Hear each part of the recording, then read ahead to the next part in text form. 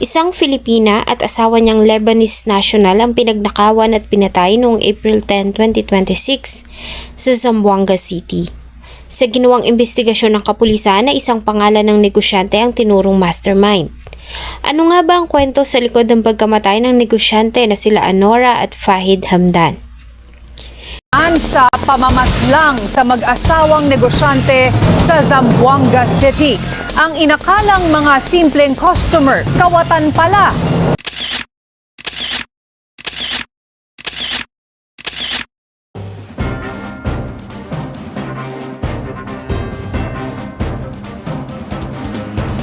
April 10, 2026 ng madaling araw, nang makatanggap ng tawag ang tanggapan ng kapulisan ng Zamboanga City.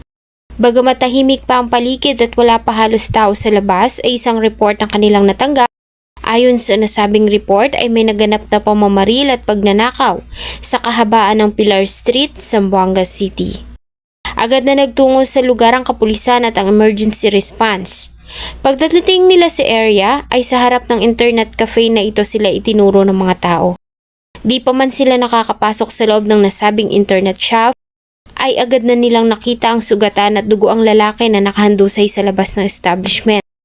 Nagawa pa itong isugod sa pinakamalapit na paggamutan, subalit dahil sa dami ng dugong nawala dito at sa kanyang tinawang mga tama ng bala ng baril ay agad din itong binawian ng buhay. Pagpasok sa loob ng internet cafe, sa kahera ay naroon naman ang wala ng buhay na katawan ng isang babae, nakadapa ito at nakasubsob sa sahig. Tulad ng lalaking biktima ay nagtamo din ito ng mga tama ng bala ng baril sa iba't ibang bahagi ng kanyang katawan na siyang naging dahilan ng agaran nitong kamatayan. Ang mga biktima ay kinilalang ang mag-asawa at negosyante na Filipina na si Anora Hamdan at ang Lebanese national niyang asawa na si Fahid Hamdan. Sa loob ng printing at internet cafe na ito sa Pilar Street, Zamboanga City, umikot ang buhay ng mag-asawang negosyante. Nagsimula lang ang mag-asawa noon sa ilang unit ng computers hanggang sa unti-unti nila itong mapalago. Ang negosyo na ito na ang ibinuhay ng mag-asawa sa kanilang mga anak. Maaga pa lang ay nagbubukas na ang dalawa at gabi na rin sila nagsasara. Nang magsagawa ng investigasyon ng mga investigador sa crime scene ay agad nilang napansin ang CCTV camera na naka-install sa loob ng establishment. Hindi sila nag-aksaya ng oras at agad na pinag-aralan ang nasabing footage ng CCTV dahil ito ang maaaring makakapagsabi sa kanila ng totoong nangyari. Sa kuha ng CCTV ng ganap na alas 5 ng madaling araw ay nakita ang pagdating ng dalawang kalalakihan. Unang pumasok ang nakakulay kaki na damit na lalaki. Kasunod nito ang isa pang lalaki na nakakulay itim at nakasombrero. Umupo ang lalaki na nakakaki sa upuan at agad itong inasikaso ni Anora. Nais ng dalawa na magpa-cash in. Kinuha ni Anora ang cellphone at nagpatuloy sa transaction. Habang ang kanyang mister naman na si Fahid ay nakaupo lamang at nagmamasid. Nang matapos ang transaction ay dito na tumayo ang lalaki na nasa likuran at may kinuha sa tagiliran. Una nitong binaril si Fahid bago nito binaril si Anora. Di pa nasiyahan ay muli pa nitong pinaputukan ang nakahandusay ng mag-asawa. Samantala ay agad naman nagtungo sa pintuan ng isa pang lalaki at inilak iyon. Matapos ang ginawang pamamaril ay kinuha ng mga ito ang ilan sa mga mahalagang gamit ng mag-asawa bago lumabas ng establishment. Pagkalabas ng dalawa ay nagawa pang bumangon ni Fahid at hinabol ang mga suspect.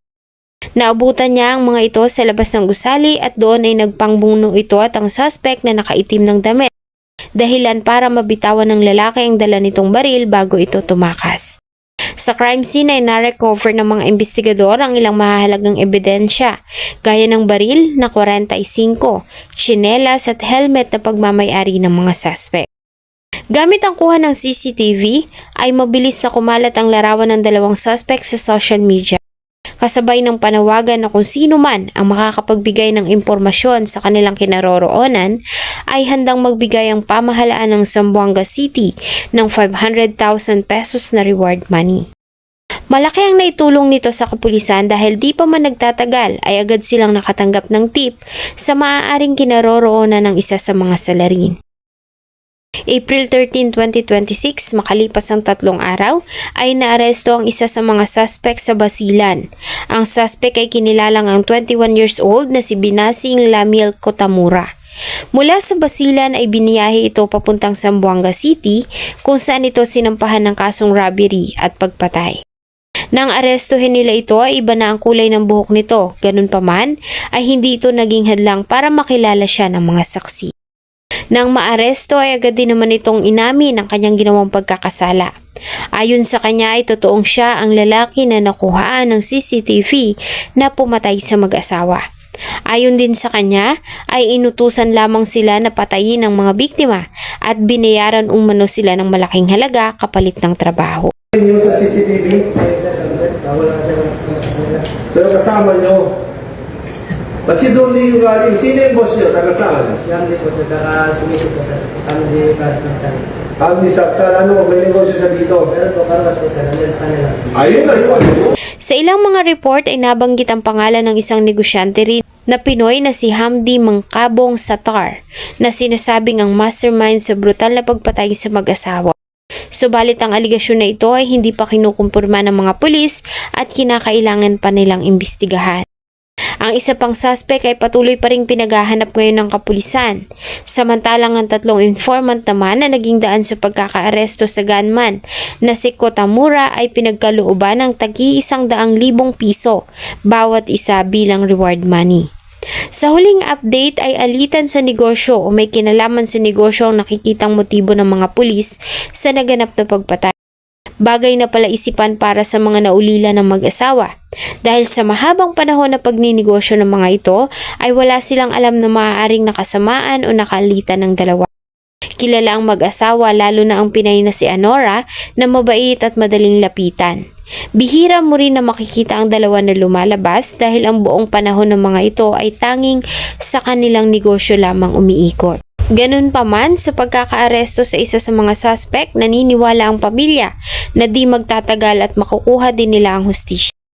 Samantala, isang photographer naman ang nag-iwan ng komento tungkol sa ilang mga pagkakaiba sa itsura ng suspect na nakuhaan ng CCTV at sa suspect na hawak ng mga pulis. Ayon sa kanya ay kapansin-pansin na tila magkaibang tao ang dalawa. Sinabi niya pa na sana ay ito na nga ang may sala at hindi isa lamang fall guy o taong umako sa kasalanan ng iba. Ang kaso ng pagkamatay ng mag-asawang negosyante na sila Anora at Fahid Hamdan ay nag-iwan ng takot sa mga negosyante sa Zamboanga City. Kasabay pa ng mga kabi-kabilang balita ng mga negosyanteng pinapatay sa iba't ibang panig ng ating bansa. Kaya naman tanong ng marami, wala na bang ligtas na lugar ngayon sa Pilipinas? Maraming salamat po sa inyong patuloy na pagtangkilik ng atin pong mga videos. Huwag niyo pong kalimutang mag-iwan ng inyong saloobin at suggestion sa atin pong comment section. Thank you so much po and see you on my next video.